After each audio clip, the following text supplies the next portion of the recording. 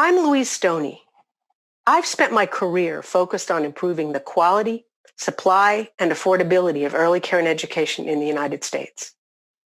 About 10 years ago, I co-founded Opportunities Exchange to focus on shared services because I was deeply concerned about the future of our field and the many small child care programs that provide such important services to children and families. When I started my career in the 80s, the biggest issues facing the field were low wages, poor quality, and limited supply. And I believed the way to address those issues was more public investment. So I worked really hard to do that, as did many of you who are listening today. Well, here we are, 35 years later, and we've actually gotten a large increase in public funding and a lot more focus on early care and education. But we're still struggling with the same issues. How could this be? I've come to the conclusion that our progress is blocked by long-held beliefs that just aren't true anymore. If we change our thinking and many of our practices, we can deliver quality early care and education at scale. Let's look at the key ingredients of success. Here's our formula. Pedagogical leadership and business leadership equal high-quality early care and education. And let's talk about that first bucket. Most people think pedagogical leadership is about teacher credentials. That's the myth. A growing body of research is underscoring that the key ingredients to successful teaching and learning is site-based, job-embedded leadership. What does that mean? It means that time is the most important factor. Time to observe and assess children, reflect on what you're seeing with peers and skilled supervisors, and make adjustments in your teaching. It's about time, not just credentials. We've got the same misconception around business leadership. Most people think that the key ingredient is business training. But we've learned that's another myth. Adding a class to a director's already busy schedule isn't likely to produce results. Here's what science tells us about training. It's called the forgetting curve. Look how quickly training content is forgotten if it's not reinforced and integrated into practice right away.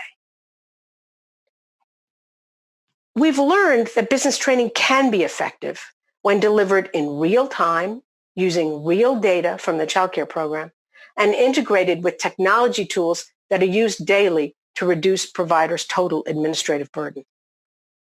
So it's not just training, it's support for change.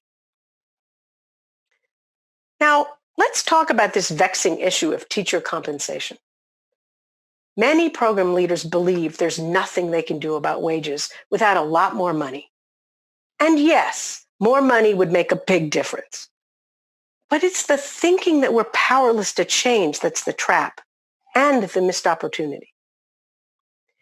Here's a real-world example of transformational change. Look at what this center was able to make happen in just 1 year. In January 2018, this childcare center was spending only 48% of its personnel budget on teaching and learning in classrooms. In 1 year, they were able to shift resources and boost spending on classroom teachers to 62%. That's a very significant change in just 1 year. And what did that mean? It meant better benefits and wages for teachers. It meant 17 more hours a week for the director to work with teachers in the classroom. Remember what I said previously about the need for more time to focus on job-embedded professional development? Here it is. How did this transformation happen? This center stepped out of its comfort zone and did several important things. They started to use an automated child management system.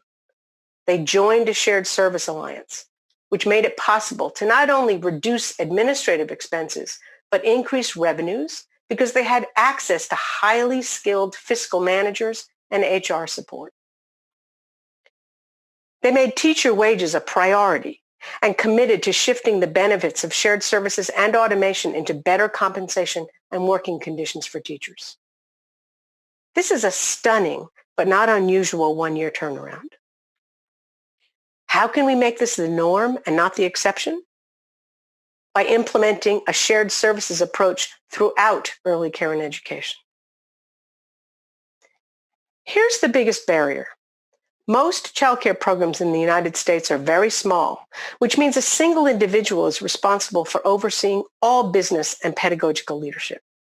It's just not possible to succeed under those conditions.